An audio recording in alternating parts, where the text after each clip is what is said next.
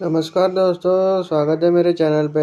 आज हम जो कंपनी की बात करने वाले हैं उसका नाम है सिल्चर टेक्नोलॉजी लिमिटेड। इससे पहले कि हम वीडियो स्टार्ट करें, प्लीज़ मेरे चैनल को लाइक कीजिए और सब्सक्राइब कीजिए, धन्यवाद। तो कंपनी का नाम है सिल्चर टेक्नोलॉजी, जो कि बिजनेस करती है, मैन्युफैक्चरिंग करती है, इलेक्ट्रॉनिक्स एंड टेलीकम्युनिकेशन, पावर और डिस्ट्रीब्यूशन ट्रांसफार्मर का।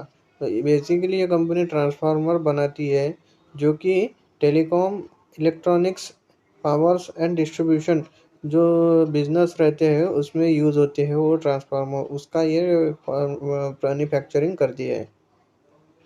रिसेंटली इसने वेंचर्स किया है फेराइट ट्रांसफार्मर के साथ।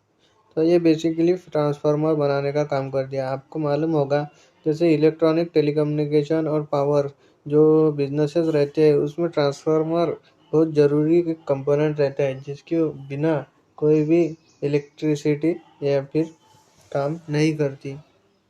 तो इसका अगर बेसिक फंडामेंटल देखें तो 710 एक माइक्रो कैप कंपनी है। 1800 का इसका भाव चल रहा है, 318 रुपये का इसका बुक वैल्यू है। मतलब ये बुक वैल्यू से 6 गुना ज़्यादा ट्रेड कर रहा है।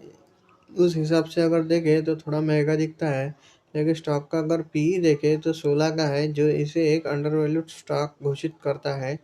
आरओसीई देखें तो 53 का है और आरओई 42 का है, जिसके हिसाब से ये जो इसका वैल्यूएशन है और जो प्राइस 1800 के करीब आ चुकी है, बुक वैल्यू 300 के करीब होने के बावजूद, तो इस हिसाब से ये कंपनी का जो प्राइस है ये जस्टिफाई होता है इस लेवल पे।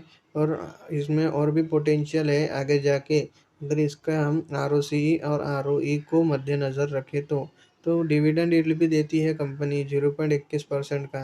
और कंपनी ने हाई बनाया है 2250 रुपये का और लो बनाया है 552 रुपये का। मतलब अगर हम देखें तो एक साल पहले जिस भी आदमी ने इसमें निवेश किया है 500 रुपये पे, उसका जो पैसे है 400 गुना से ज़्यादा बढ़ चुके हैं। तो अगर फेस वैल्यू देखें तो 10 का है, मतलब ये आगे जाके स्प्लिट होगी कंपनी। अगर हम शेयर प्राइस देखें तो आप देख सकते हैं कंटिन्यूअसली अप ट्रेंड में है। 50 डेमा और 200 डेमा के ऊपर सपोर्ट लेते ऊपर जा रही है, और जब जब ये अपने 50 डेमा को टच करता है तब तब ये इसमें हाई वॉल्यूम के साथ बाइंग आती है। मतलब इसमें एफआईएस और डीआईएस या फिर कोई बड़े इंस्टीट्यूट या फिर बोल सकते हैं जिनके पास बहुत पैसा है, वो इस कंपनी में निवेश करते जा रहे हैं जब जब यह कंपनी अपने सपोर्ट लेती है। अभी भी यह कंपनी अपने सपोर्ट के पास में आ चुकी है, जो कि इस कंपनी में निवेश के लिए एक अच्छा मौका बता रहा है। अगर हम पीई देखें इस कंपनी का, तो सपोर्ट पे है, 15 का पीई है, जो कि एक एवरेज है। और जो ईपीएस है वो कंटिन्यूअसली बढ़ रही है, जिसकी वजह से इसका जो पीई है वो ज़्यादा बढ़ नहीं रहा। लेकिन शेयर प्राइस बढ़ने के बावजूद भी एक अंडरवैल्यूड ही इस कंपनी को कहे जाएंगे। प्रोज और कॉन की बात करें तो कंपनी एक डेट फ्री कंपनी है, और जो क्वार्टर आने वाला है आगे का वो एक अच्छा एक्सपेक्ट करके चल रहे हैं।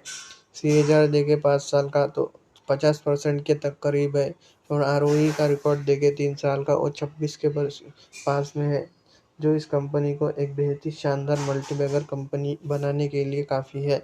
कॉन्स देखें तो कॉन्स कुछ भी नहीं है इस कंपनी में। अगर हम इसके सेल्स देखें दिसंबर 2022 से, तो 68 करोड़ का इसका सेल्स था, जो बढ़ के 95 करोड़ हो गया है, जो अब तक का हाईएस्ट है। अगर हम इसका मार्जिन देखें तो 22%, जो कि अब तक की हाईएस्ट है।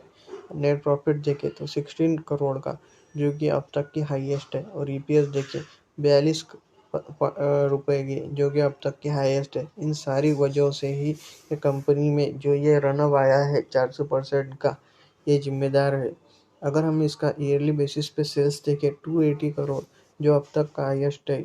और अगर मार्जिन देखें तो 19% का, वो भी अब तक का हाईएस्ट है। और नेट प्रॉफिट देखें 43 करोड़ का, वो भी हाईएस्ट है। और ईपीएस देखें 113 करोड़ की, 113 रुपए की, जो कि इससे पहले 36 रुपए की थी। तो इस वजह से ये कंपनी का शेयर प्राइस इतना बढ़ चुका है। अगर हम इसके बोरोइंग्स देखें तो एकदम शुरू हो चुके हैं, और रिजर्व देखें तो वो बढ़ चुके हैं, जो कंपनी को एक स्टेबल बनाती है। CWIP 0 है, मतलब इस कंपनी में अभी कोई एक्सपांशन नहीं हो रहा है।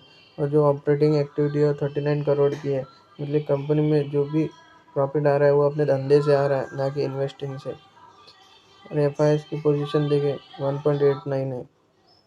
तो इस तो आपको अगर एनालिसिस अच्छा लगा तो हमारे चैनल को सब्सक्राइब कर दीजिए।